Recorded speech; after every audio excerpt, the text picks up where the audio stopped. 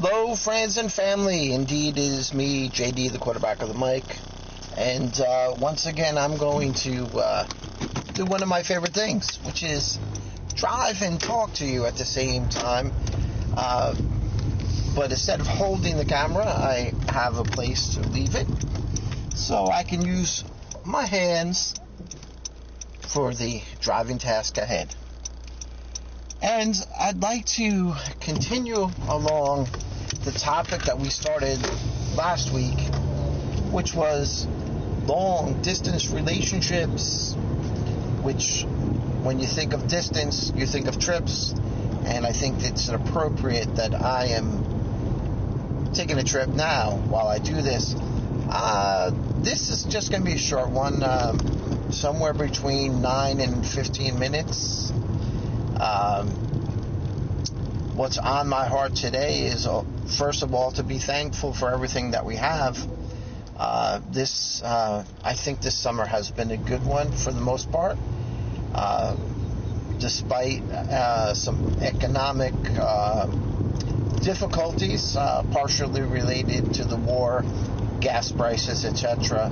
But there are other prices that have actually gone down between the last administration and this one. I guess eggs are the biggest example. Wherever you are, I hope that you are well. And going back to Back in the Alley, you know I love to quote that from B.B. King. For those who don't get the reference, going way back in the alley was what B.B. said and was recorded on his live album, Live at the Regal. And not the Regal Beagle, that was a fictional bar in Three's Company. No, Live at the Regal. And you should, if you've never heard it, you should definitely listen to B.B. King's Live at the Regal. Now, with that aside from Mr. Riley and Lucille, my right ear is ringing. Something good must be said about me, but it was very faint, so the praise wasn't as great as maybe you give me when you talk about JD, the quarterback of the mic, on his Living Your Best Life channel. And part of the hardship I'm going through right now is that although it's not super warm in the car, it's to have better audio, I've turned off the air conditioning, so this will be a better audio experience for you. And little by little, I hope to improve things as my economic status changes. But we were talking about, or at least I was talking about, and hope you were listening, long distance relationships. And I was wanting to tell a story of a long ago relationship. I think the last episode on this topic, I had discussed the fact that I met someone around 12 or 13 years old and nothing much came of it. Well, about 7 or 8 years later, I met someone over a different mode of technology, over the phone, and what ended up happening is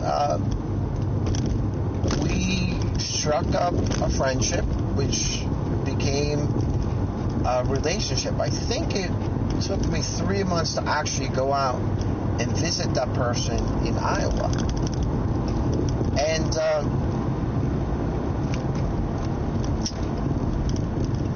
how can I put it? It was brief, it was intense, and it had no future. I think that sort of sums it up. But the same things apply. The fact that you got to create yourself to a certain extent all over again. And in this case, I actually, at the time that this was happening, I had a decent job. It was not a long-term position, but a decent job. It allowed me the opportunity to fly out, see a part of the country I'd never seen, meet a fairly nice woman, and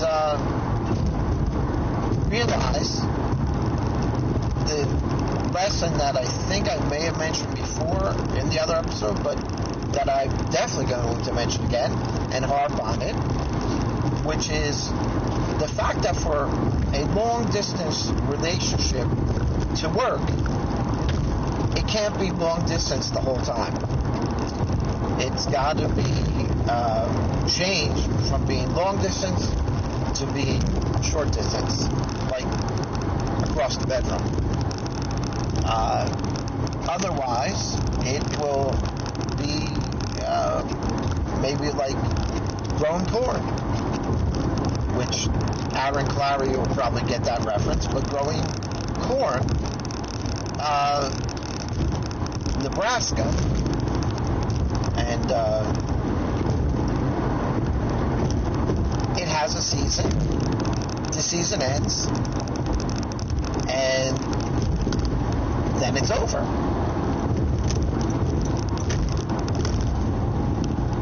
So, in that moment where, just like any great story, there's the meeting, there's the rising action, the intensity of wanting to meet each other kind of pushes things up in the relationship. When one of the two parties may want to have a little action where they are, they might purposely get into a fight and not talk to the other person for a few days, so that then they can feel justified in having a little fun with somebody else who's not in the relationship. It seems like something like that can happen. And then, as in any great story, there's the moment where you meet the climax of that moment where you're together and you make the most of those. In the first meeting, I think, was about 72 hours. You make the most of that time, and then you go back to your sort of neutral corners, back to where you're from. One person goes away, the other one just stays there, and the relationship continues on. If the objectives remain the same, you work towards eventually getting together on a permanent basis, or you realize this isn't going to work, and it ends up being just a memory. As a Smithereens song comes to mind when I hear that. But that's sort of the life of a long-distance relationship. And the other song that's actually coming to mind right now is a number one hit with James Ingram and why am I forgetting her name, blacking out, but Baby Come to Me. And the line that James Ingram sings in the song is, spending every dime to keep you talking on the line, that's how it was. So that kind of sums it up, at least in that relationship, in that time and place that no longer exists.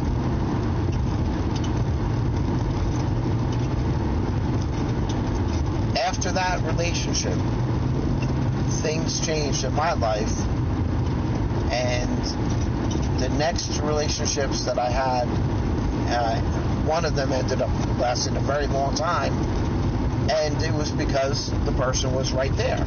It was somebody that we did have a lot in common. When we met, it was almost like magnets, or as well, I should say, as the song Feel the Attraction said, like metal to magnet. Hurricane happening, loss of control. But that's a song that's not so well known, but just as impactful, that line, metal to magnet. And sometimes relationships are like that. And then for a long time after that, me, or I personally, wasn't in need of looking for a long distance relationship. I was in a real relationship, and that's what I hope that you'll find. If you get into a long distance relationship, take it for what it is. Enjoy it. If you want to make it something more serious, then let's go back to the so-called drawing board. What do you need? You need to meet the person, in real life, see that there is a real connection, and then to make those plans to work together, to come together, and to live together if you want that relationship to last long term. So, as long as you have the shared goals, you can make any relationship work out. It's just a whole lot easier when both of you are together. Now, I've arrived at my destination. I hope that you've gotten something out of my story, and maybe we'll have something to show, to quote George Michael in his song Heal the Pain. And just by talking about this, I feel a little catharsis, but I also am hoping that I save you from some pain of getting into a relationship with somebody that you're truly not compatible with, because that's part of what long distance relationships do, is that they allow someone to mask who they truly are, because people can do that, I'm going to say, for up to a year, and it's even easier when you're not seeing them on a constant basis. So, what did we learn today? We learned that I could make it a whole video from one place to another without having to use the air conditioning. And hopefully you've heard what I've said better. I look forward to your comments about long distance relationships. I think I'm going to do 2 more videos on this topic, although I think or at least I've cut to the chase, which is long distance relationships. I haven't said this before. They're not evil. As a matter of fact, I think they're going to become more and more common as we go forward, because we're really in a global marketplace. However, with that being said, we should learn the truths about them. And the truth is, many times people in a long distance relationship aren't being their true selves. They're acting as the person that they want you to think that they are. And then why long distance relationships don't work is because now that person, when you move forward, you find out that that's not who they really are. So, if you're in a long distance relationship, be authentic. enjoy it for what it is. If you want it to grow, then you have to treat it properly. And basically, in my opinion, what you need to do is start the relationship, meet the person in real life, make plans to get together, and then once you're together, everything else should fall into place. The most successful relationships that I personally have seen were ones where people knew what they wanted. They had enough time to learn about each other and make the decision that was the spouse or partner. I hate that word actually in a way, but in the romantic sense, the husband or wife that they wanted to have for the long term. In my family, there's a couple of people that have been married, both of them well over 40 years. And you look at it, and yes, they were equally yoked. They were, in both cases, Catholics, and they stuck to their faith. They've had beautiful families, and you can really see those successes.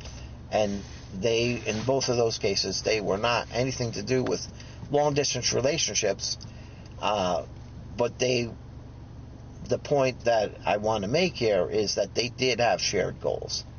So, just to recap, long-distance relationships, not evil. They're probably going to become more and more common between all the media that we have, video calling and dating sites. Although dating sites are becoming a whole misnomer because a lot of times they're not creating dates. Some people just use them for attention. However, let's focus on what we're here for, and that's talk about a long-distance relationship.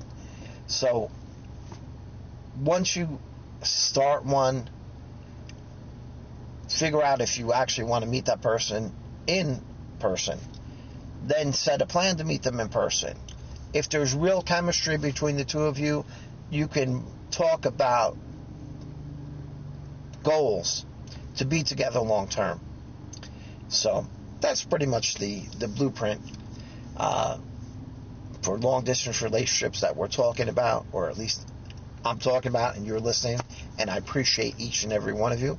Hope that you'll be enjoying this weekend at the end of the summer here in North America.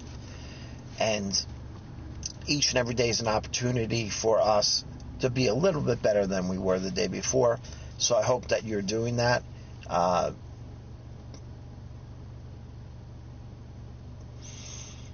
I take a deep breath because I'm thankful for each and every one of you. Thank you again. It's JD, the quarterback of the mic, living your best life. And I hope that you'll consider my advice if you are contemplating being in a long-distance relationship. And since I've been in a few, I do have some views on the subject, as I've mentioned. And I think we're going to do 2 more videos on this topic. So look for that next Thursday or Friday. So that'll be what we'll do. And then actually this works out perfect.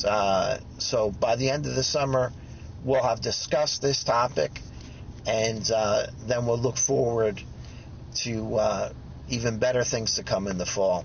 God bless each and every one of you. I am so thankful for you, and thanks again for helping me get to that latest milestone. I hope that you can like, share, and subscribe. Especially the sharing is important to get my content out there and to help build this channel, build this community of people like-minded who want to be successful, want to help other people. And the way that we do that is sharing good information. So have fun, but get it done. JD, the quarterback of the mic, on the Living Your Best Life channel. Thank you so much.